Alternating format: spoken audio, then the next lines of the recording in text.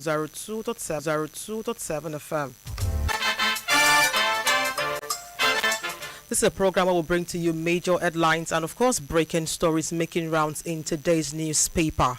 My name is Florence Ibhareman, and, of course, we have different stories ranging from various newspapers, such as the Punch newspapers. We have stories from the Nation's newspapers. We have stories from the Guardian newspapers. We also have stories from Daily Post newspaper.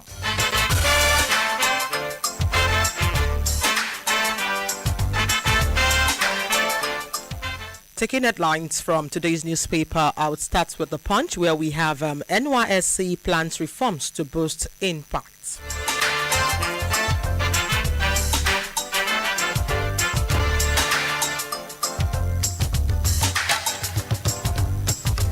Also taking another headline from the Punch, we have this one talking on 2027 election. It says, "Be wary of politicians with unrealistic promises," warns Seyi Makinde.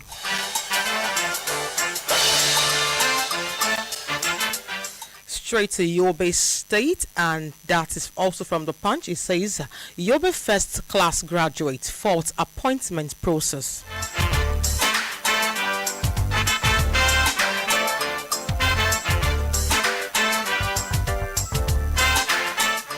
Still taking headlines from the Punch, we have UK-based Nigerian student wins health award.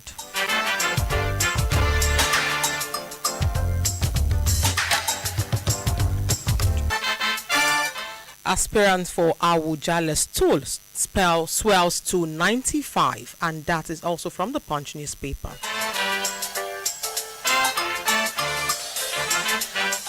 Away from the Punch and now to the Nations, where we have DSS and SCDC arrest trucks with stolen lithium oil.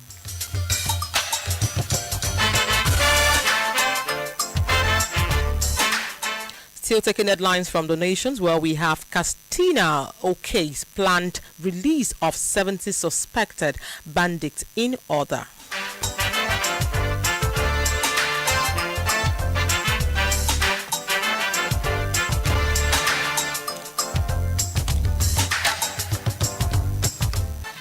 Still taking headlines from the Nations, we have register every member or be removed, Yiwada warns coordinators.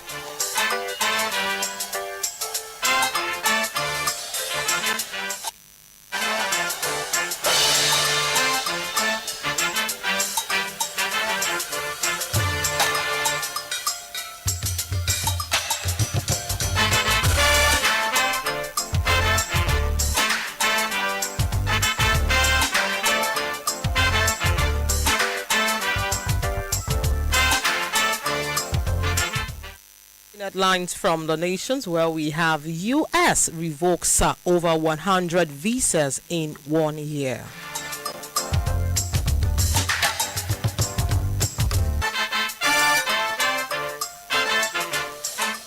Away from the Nations and straight to Daily Post, where we have police arraigned man over alleged 6 million naira visa fraud in Lagos.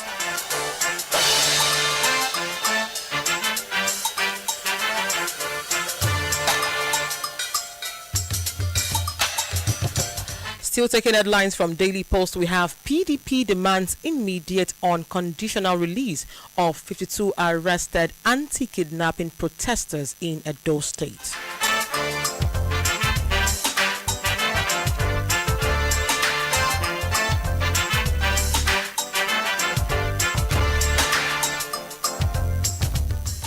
Yes, for those just joining us, you're on to iPower 102.7 FM, and of course the program is in the papers, your daily nugget for stories making major headlines in today's newspaper. Beginning with this one, I have from the Punch, and it says NYSC plans reforms to boost impact. Now the details. The National Youth Service Corps has declared its readiness to undergo reforms aimed at addressing emerging national challenges and strengthening its contribution to national development. The Director General of the NYSC, Brigadier General Olakole Nafiu, stated this on Monday at the opening ceremony of the 2026 NYSC Annual Management Conference in Jos, Plateau State. According to Nafiu, the scheme has matured and is positioned to move beyond symbolic national building to more direct and measurable national impact. The NYC DJ stressed the need for the scheme to adapt to changing population dynamics, security realities, and of course technological advancement. He encouraged participants at the conference to critically review operational frameworks, share experiences, and propose innovative ideas aimed at improving the scheme performance and impact. Nafi also expressed appreciation to President Bola Ahmed Tinubu and Plateau State Governor for their continued support for the scheme. The governor, who declared the conference open, commended the NYSC for its contributions to national development. Represented by Deputy Governor Josephine Fio, the governor said the NYSC has grown to assume a strategic role in our national life and in the national strides towards the development. He announced the renovation of the NYC orientation camp in Mago local government area and the allocation of an additional land to the camp for agricultural purposes. For details of that story, see the Punch newspaper with this headline: NYSC plans reforms to boost impact.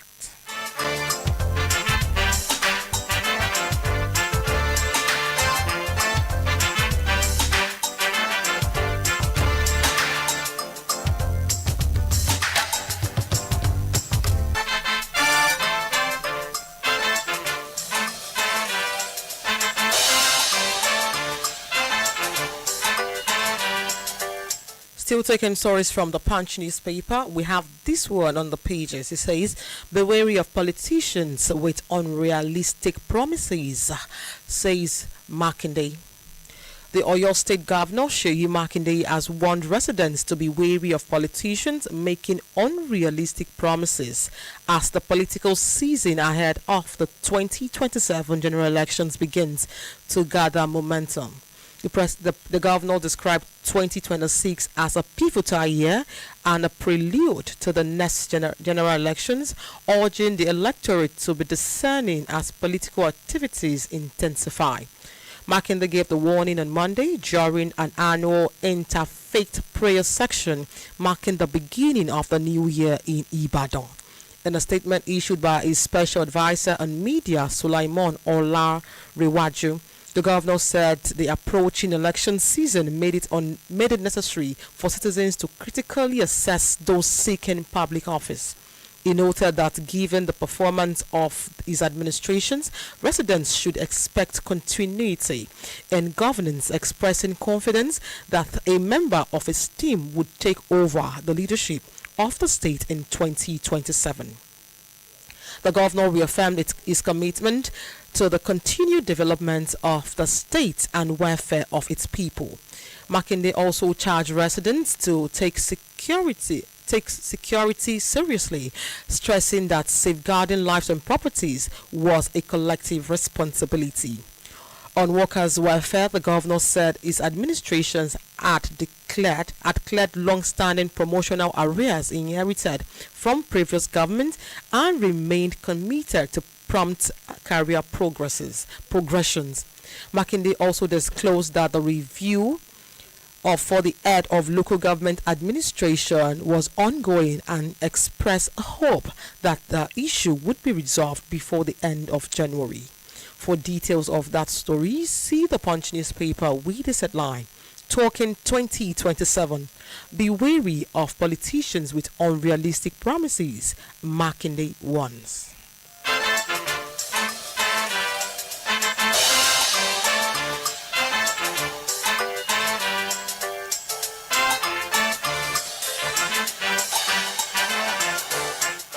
Yes, still taking headlines from the Punch and stories from the Punch. We have this one talking Yobe first class graduate fought appointment process. Now the details.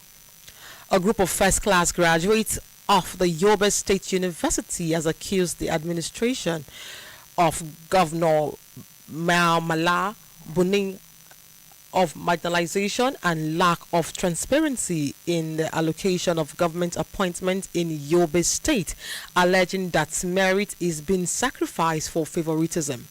The graduates drawn from different faculties and representing various local government areas across the state said that despite their academic excellence, they are being largely overlooked in government appointment. Speaking at an exclusive interview with Arewa Punch, the representative of the group, Malam Sadiq Ibrahim, criticized what he described as the government's failure to recognize academic excellence and complement its appointment process. The group further bemoaned the situation whereby, despite graduating with first-class degrees after years of academic discipline and sacrifice, they are being sidelined and denied opportunities to contribute to the development of the state. They further accused the administration of the governor of failing to follow due process in making appointments, alleging that transparency and fairness have been replaced by selective consideration. While echoing a similar sentiment, A.B. Machina, an advocate for good governance in Yobe State, faulted the state government's approach to appointment, particularly in the angle of first-class graduates from the state university. He noted that the gender inclusion is important. It should not be used as a justification to sideline others qualified for the position. For details of that story, see the Punch newspaper with this headline: Yobe first-class graduate fourth appointment process.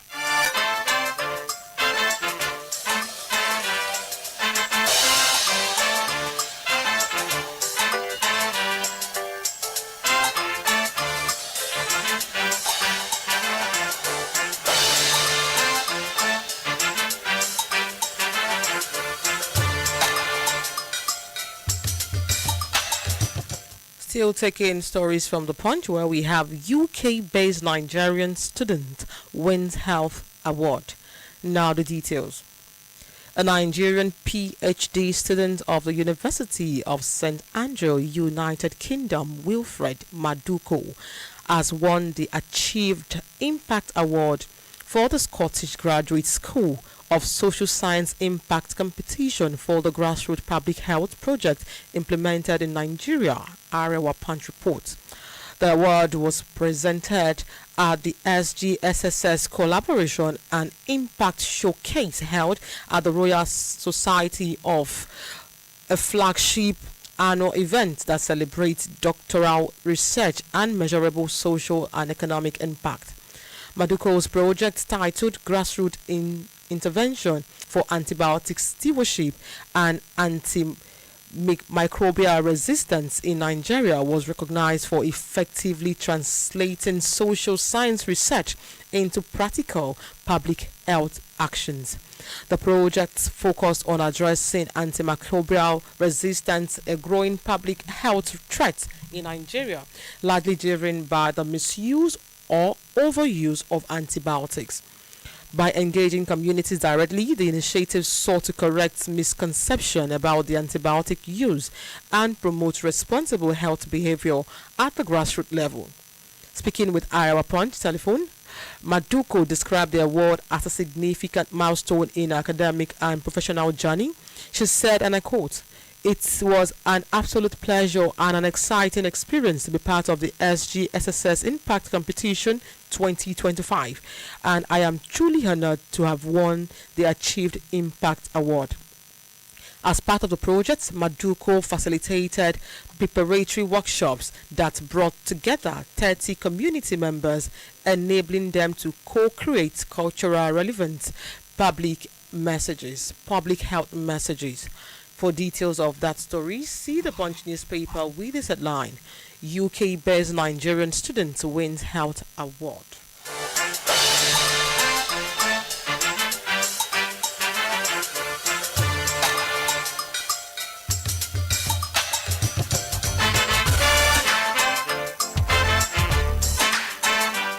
You're still on to iPower 102.7 FM, and the program is In the Papers, your daily nugget for stories making major headlines in today's newspaper.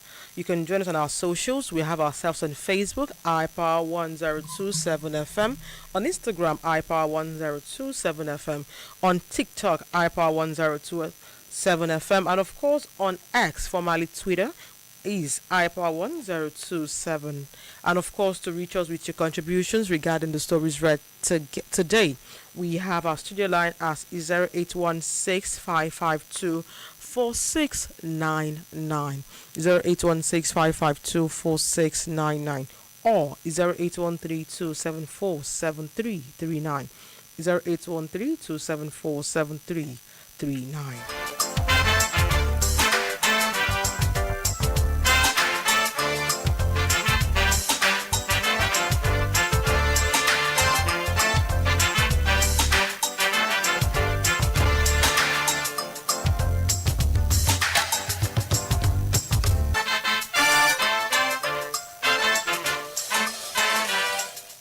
Welcome back. Still taking stories from the Punch. We have this story, and it says aspirants for Awujale's 2 swells to 95. Now the details. No fewer than 95 aspirants comprising 94 prince and 1 prince from the Fusengbua ruling house of Ijebu-Ode have emerged as contenders of the vacant Awujale's stool, the paramount ruler of Ijebuland, Ogun State. The aspirants emerged on Monday during a nomination meeting of the ruling house held in Bis Road Hall, GRA, Ijebu-Ode. The meeting was presided over by the chairman of the Fusengbua ruling house, Otumba Abdulateef Owoyemi, alongside his deputy Prince Adedokun Ajidagba and the vice chairman, Professor Fasi Yusuf. Officials of the Ijebu-Ode local government, including the secretary, Mr. Abiodun Oke, attended as observers. Among the aspirants are Giwa Abiodun Ononuga, husband of the former deputy governor of Ogun State, Mrs. Yetunde Ononuga, a renowned founder of Foundation Hospital, Dr. Kunle Azan, and Otumba Fatai Arowolo of Aron Construction. The sole female aspirant is Mrs. Oluwakemi Ononuga, a lawyer. The Awujale's stool became vacant in July 2025 following the death of Oba Sikiru Adetono, who passed away at the age of 91 after historic 65-year reign. At the nomination meeting, each aspirant were represented by 2 relatives, one to propose and the other to second the nomination, after which the family formally registered and accepted the nomination. Speaking with journalists after the meeting, Otumba Owoyemi commended members of the ruling house for conducting themselves peacefully and ensuring inch-free process. He said the family was guided by extensive consultations, including traditional divinations, and to ensure that the eventual occupant of the Awujale's stool would further advance the progress of unity of Ijebuland. For details of that story, see the Punch newspaper with this headline: aspirant for Awujale's stool swells to 95.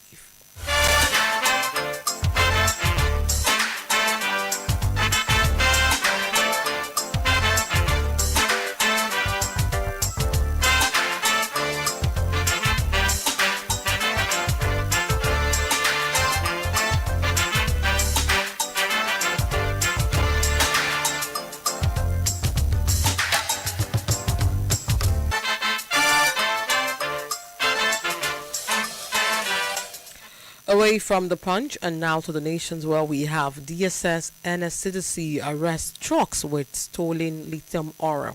Now the details. Several trucks laden with illegal mining lithium ore have been arrested by the Southwest Zonal Office of the Ministry of Solid Mineral Development.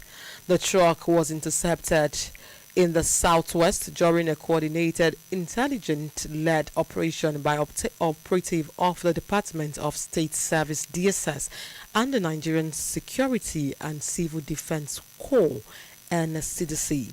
Southwest Zonal Mine Officer Ganiyu Ajibade, who dropped the hint, said the crackdown followed credible intelligence received on January 8, indicating that a convoy of 12 trucks had been mobilized to remove lithium oil from an active mining site in Shaki, Oyo State.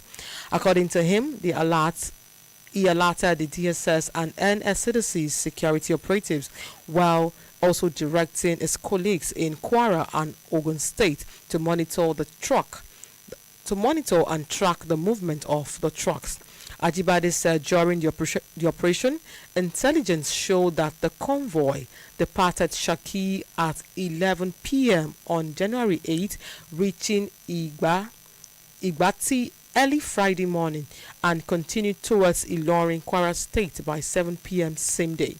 Ajibade described the operation as a reflection of the directive given to Solid Mineral Development Minister Dele Alake, who has maintained a zero-tolerance policy for illegal mining.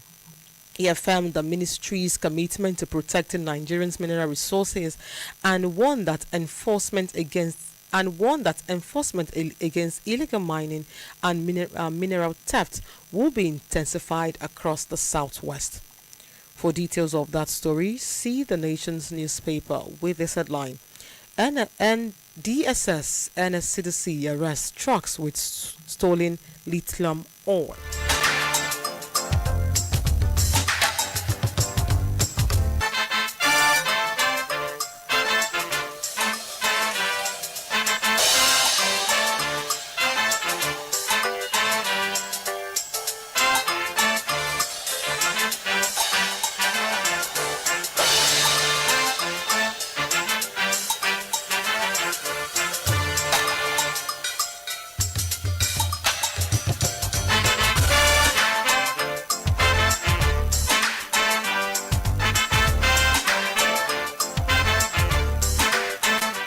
Away from the Nations and now to Daily Post, where we have this headline says PDP demands immediate unconditional release of 52 arrested anti-kidnapping protesters in Edo State.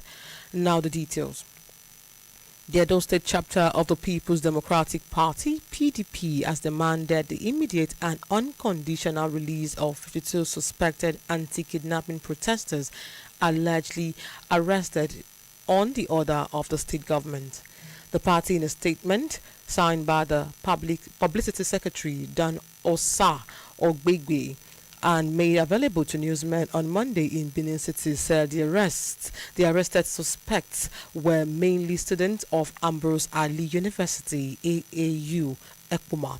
It said the continued detention of the suspects was oppressive, unlawful and blatant abuse of power. It warned that Edo State is fast acquiring a reputation for punishing victims while protecting perpetrators.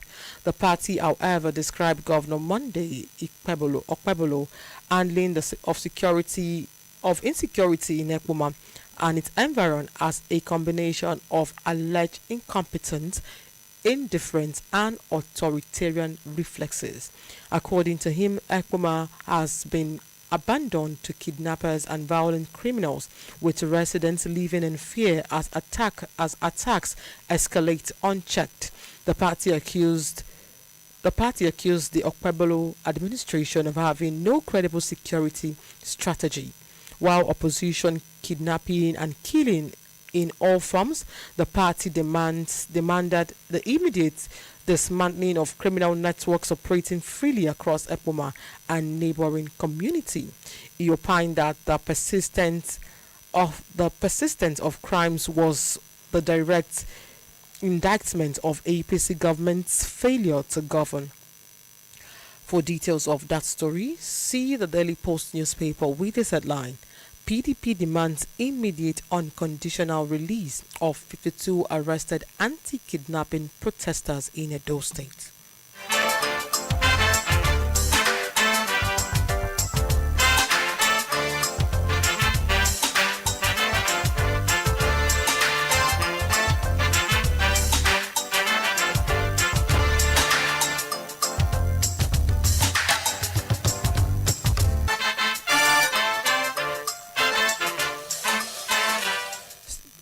a look at the nation's newspaper. Where we have U.S. revokes over 100 visas in 1 year. Now the details. The United States has revoked more than 100 visas in 1 year of President Donald Trump's administration, the Department of State declared. Trump has an anti-migrant policy. The State Department said 8,000 of the revoked visas were for students. The Department of Homeland Security last month said that the Trump administration has deported more than 605 people and that 2.5 million others left on their own. The U.S. Department of State on its X stated the state development has now revoked over 100 visas, including some 8,000 student visas and 2,005 specialized visas for individuals who had encounter with the U.S. law enforcement for criminal activities. The state development spokesman Tommy Pigott further stated that the Trump administration has no higher priority than protecting American citizens and upholding American sovereignty. The figure since Trump's second inauguration on January 20, 2025 is 2.5 times the number revoked in 2014 when Joe Biden was president. The State Department said that thousands of the visas were revoked over crimes which include assault and drunk driving. For details of that story, see the nation's newspaper with this headline: U.S. revokes over 100 visas in 1 year.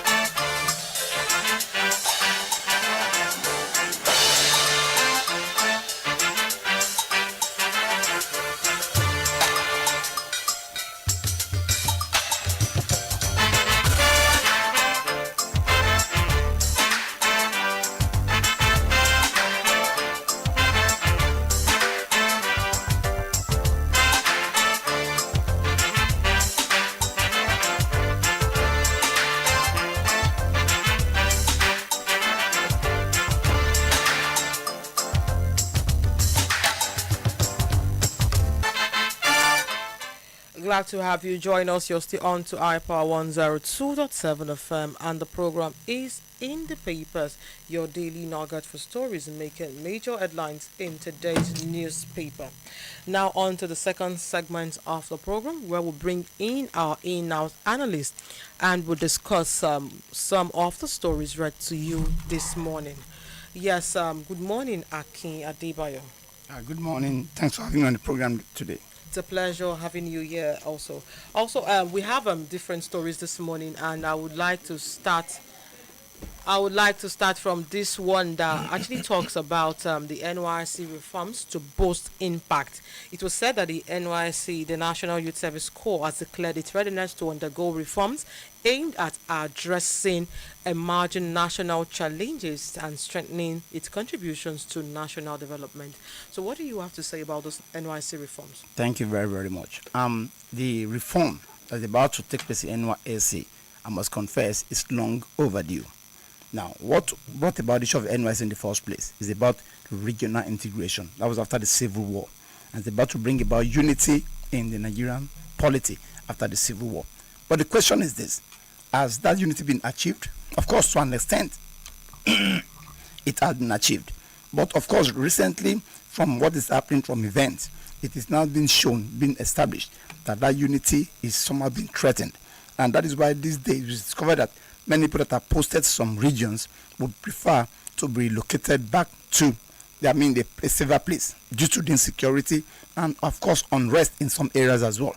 Take for instance, we're talking about the issue of banditry, terrorism in northern Nigeria. We're talking about the issue of insecurity as well in southeastern Nigeria. So I think the only place where people are really enjoying the issue of NYSC now is in the southwest. So as a matter of fact, the policy need to go about a new reform. Now, if we're talking about reform, we're talking about a reform that bring about an increase in the economy of the country. In the case whereby you now go and sit in one place for 1 year, what about if a technical something is introduced? Practical aspect. The very minute a reform is implemented, it is expected to have a positive impact on the country, economically, security-wise as well. So, as a matter of fact, is a welcome development that the NYSC want to change, because you cannot continue using the same system and expect a different result. It's not possible. So the reform is a welcome development, but the reform should put into consideration the aspect of industrialization, that is the idea of encouraging most of the graduates to engage in skill acquisition. And this I think industrialization can be brought about in the Nigerian system. So the reform is a welcome development, and it should be done with utmost sincerity and objectivity. Thank you very much. Thank you very much. Talking about technical skill, I think that has always been the norm, because there's this side program that runs during the 3 weeks camp, and I think also that there's always this follow up for those actually key into the scheme during the orientation camp. So I think that has always been, but the major focus now should be a more intense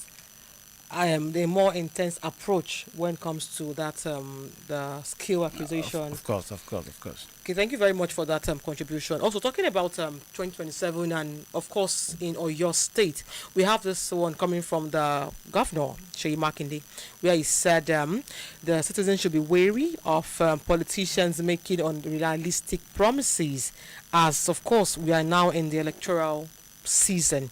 Because according to him, he said that he's aware of people coming to make different promises and of course saying things that are not realistic. But the members, citizens of the country, of the state, should be aware that he and his counterpart coming back would actually continue from where they've stopped. So do you think it's just mere say, or of course there's a point in what he's trying to drive at?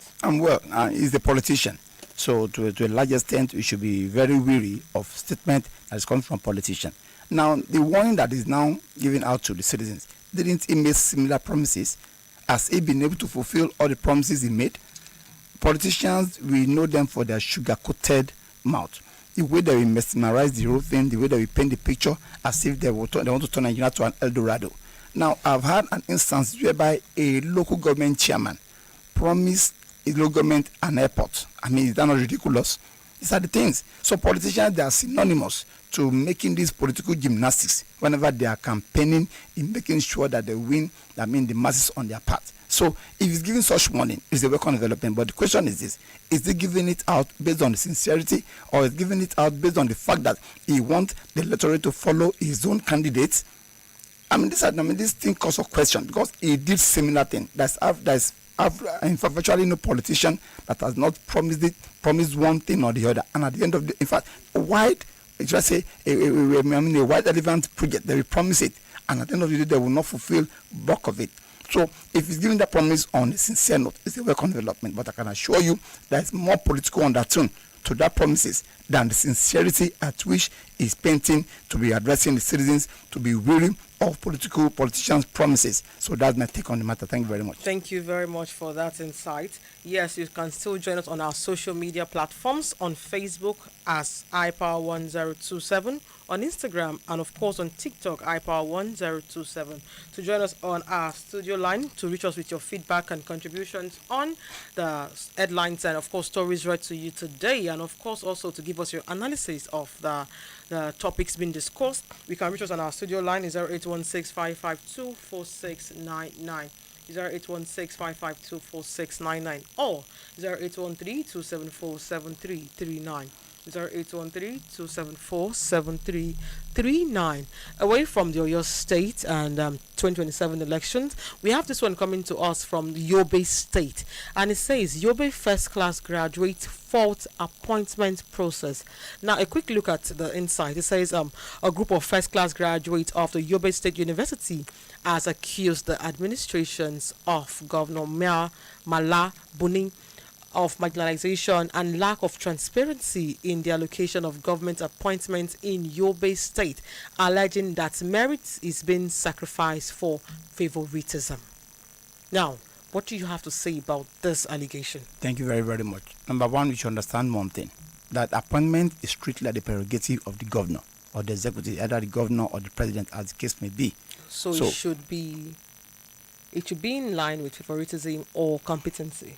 When we talk about competence, I'm not overriding that. Okay. But I just want to be very, very clear that you cannot compel, blackmail or hoodwink the governor to appoint you. Well, you know, every student actually works hard so they can merit whatever is being given to them. I'm coming to that as well. Okay. You know what? It becomes an abnormality when a first class graduate are advocating for an appointment. For crying out loud, we all know that in Nigerian political system, there is no how good you think you are academically that you won't be messed up. As a graduate, I expect them to put in place or to put in motion what they've learned. That they graduate something. Can they seek for a job? Can they go to academics? Can they go to ministry president agencies to actually put to use their academic brilliancy rather than seeking for an appointment? We all know that when it comes to issue of appointment in this country, is based on favoritism, is based on your political patronage, is based on what you contributed in the political arena. So instead of graduates now to be advocating for them to be included in proper, governance, I'm not talking about our appointment this time around. There are other sectors they can go to. Why are they particular about appointment? Being the first class doesn't mean that when you get there you be messed up. Like I've already said, we overrate certificate, we overrate first class, second class, and what have you, above morals.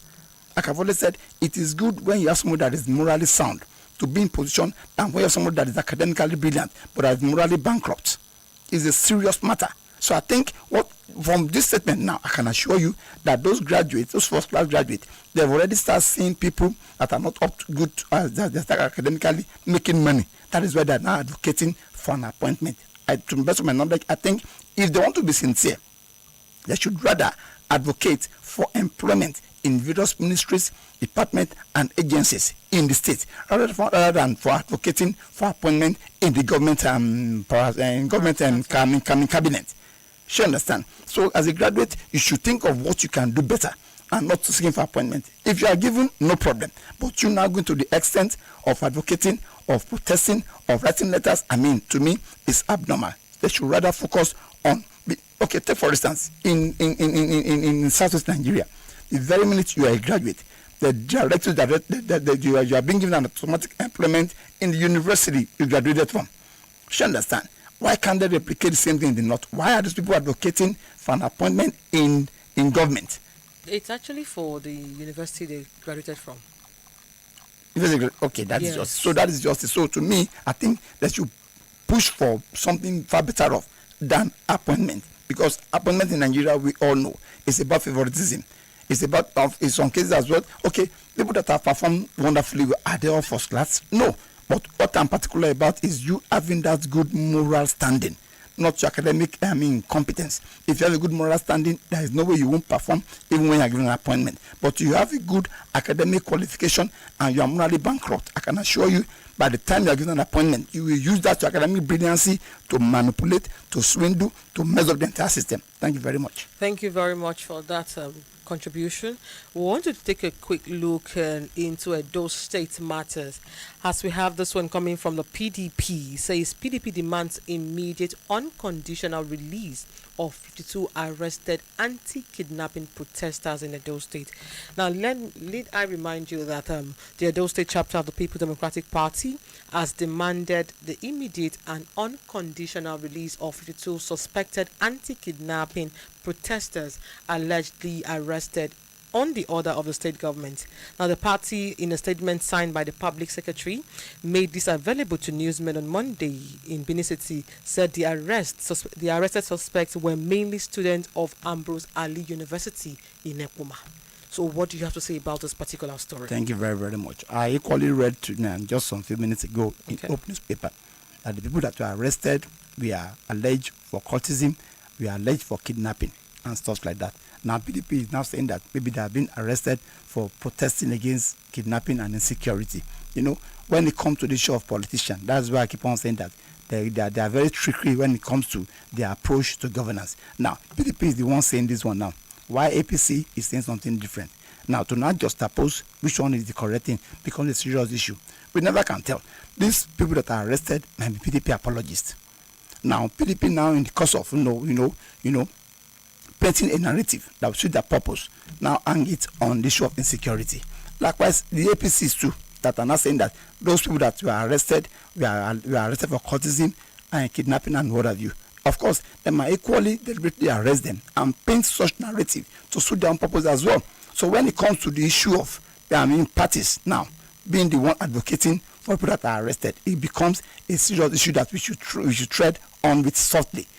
You understand? This is my own position on the matter because, like I said, I have read in another dailies now that the people arrested are arrested for cultism and kidnapping activities. So which one do you not believe in all of this reportage? So it's a serious issue that, as a matter of fact, we should be careful in handling or dealing with an issue of this nature, particularly when such accusation is coming from a political party, either the PDP, either the APC, or any party it might be. We should always understand one thing for sure, that any of their comments must have a political undertone. Thank you very, very much. Thank you very much for that. Let's quickly check the foreign scene where we have U.S. revokes over 100 visas in 1 year.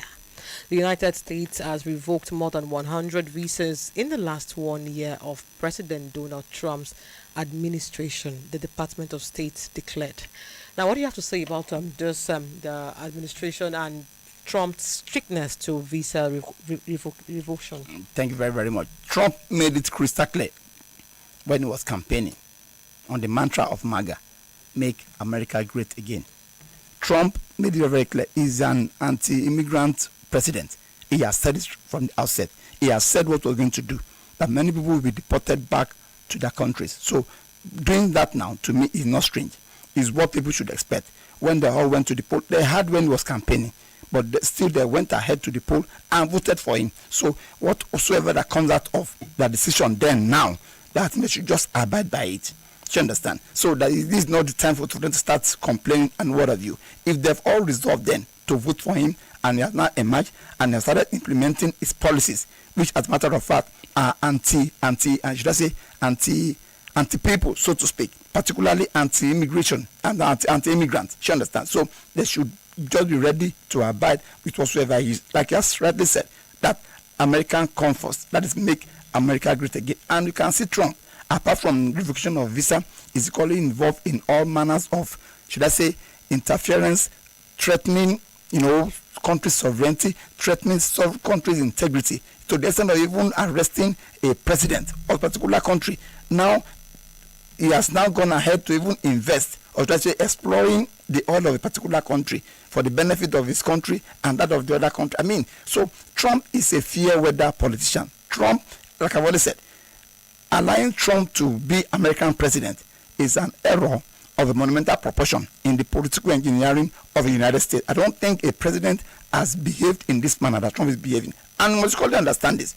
What makes America great today is the level of their tolerance when it comes to immigration policy.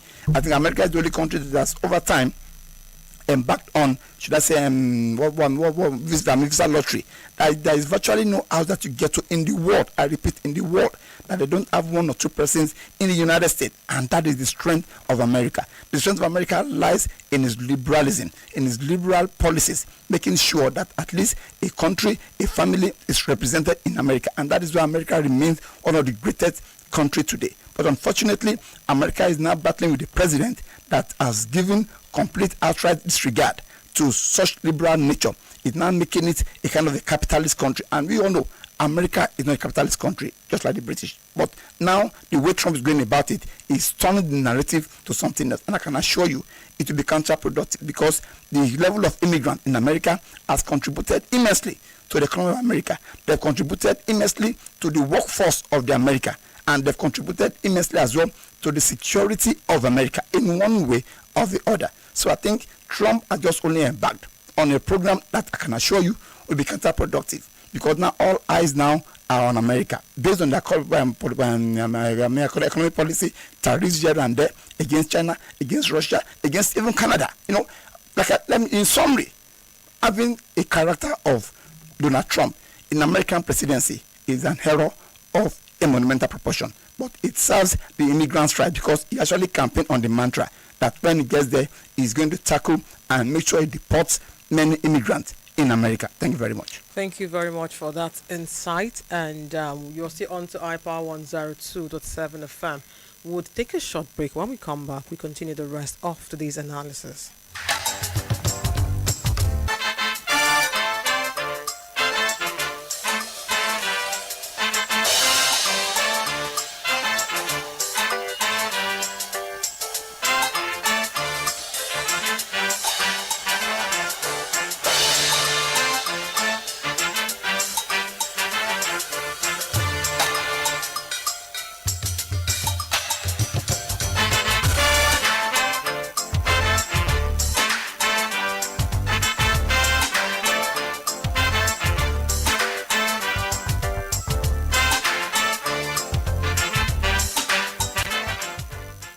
Welcome back. You're still on to iPower 102.7 FM, and the program is In the Papers, your daily nugget for stories making major headlines in today's newspapers. You can reach us on our studio line 0816-552-4699 for your contributions and comments regarding the stories read today. We have this one coming to us from The Punch, and it says aspirants for Awujale's tool swells to 95. Akin, what do you have to say about this aspirants, and of course talking about Kwamwan's protest yesterday, about him being sidelined and everything? What do you have to say about it in general? Well, number one, the stool of Awujale is not an anyhow stool.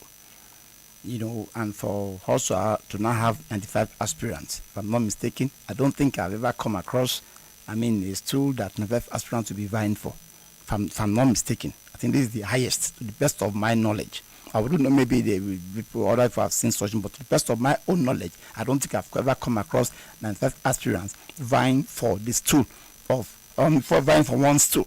So that is to tell you how enormous, how powerful the stool of Awujale is. Of course, the late monarch, in person of Secure Adetona, no doubt, took the stool of Awujale to an enviable height by virtue of its longevity on that stool, by virtue of the so many programs that actually introduced. For instance, the Ojudi Oba, if I'm not mistaken, remain one of the most celebrated festival in Nigeria, if not in West Africa. Ojudi Oba, one of the most celebrated, one of the most colorful, and I think many others state as well, or should I say ethnic groups as well, and I'm trying to take a toll from that.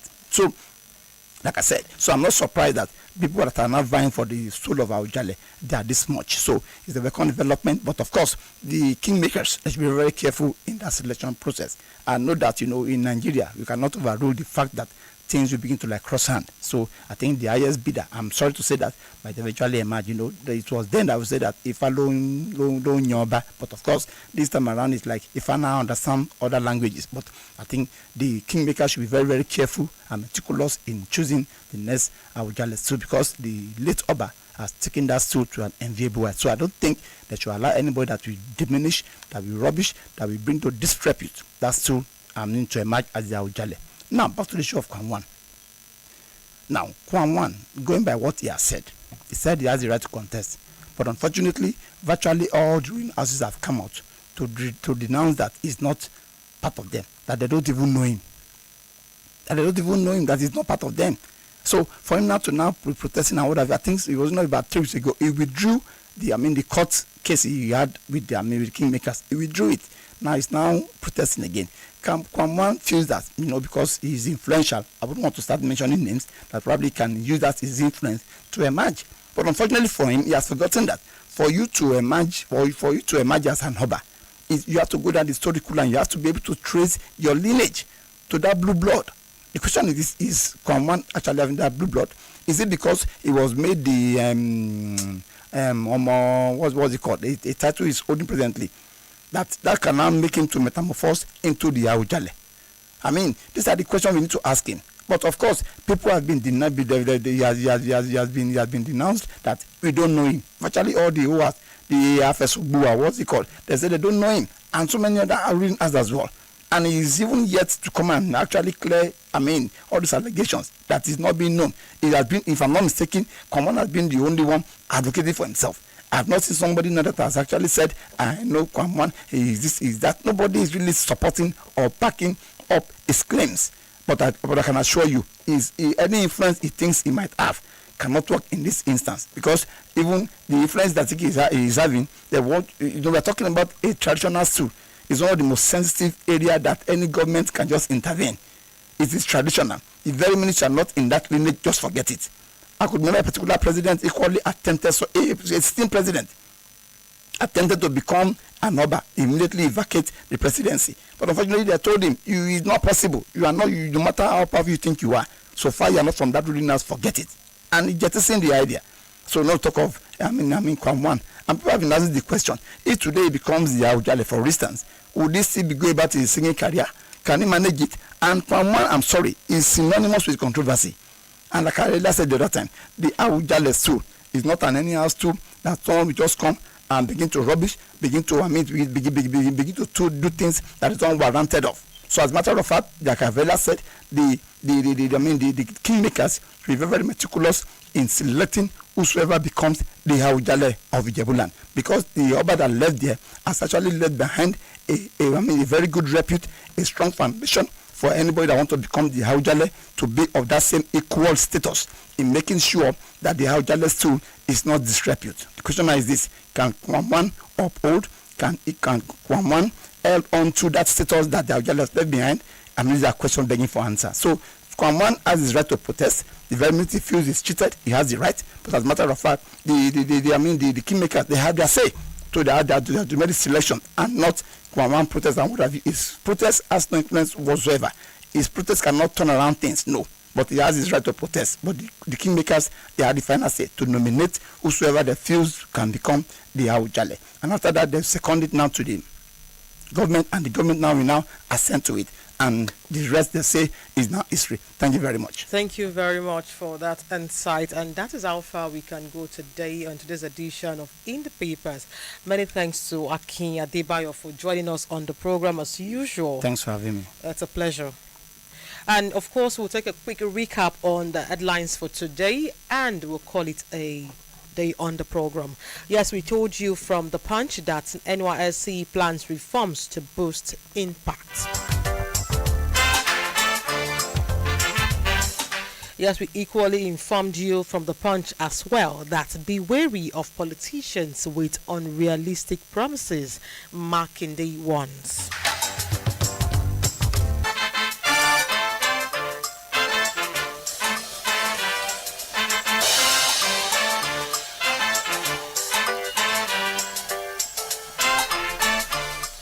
We also brought to your notice that Yobe First Class graduate fought appointment processes.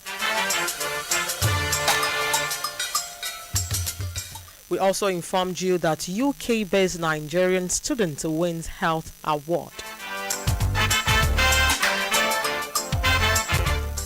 We also informed you that aspirants for Awujale stool swells to 95.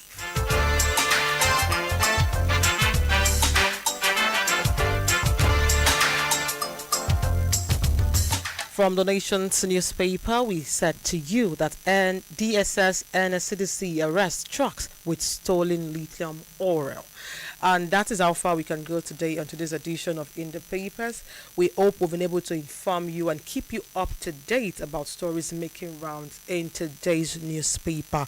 Until we come your way again, same time tomorrow, 9 up until the hour of 10. We implore you to please stay glued to iPower 102.7 FM as we have a list of amazing, educative, and of course entertaining programs for your listening pleasure.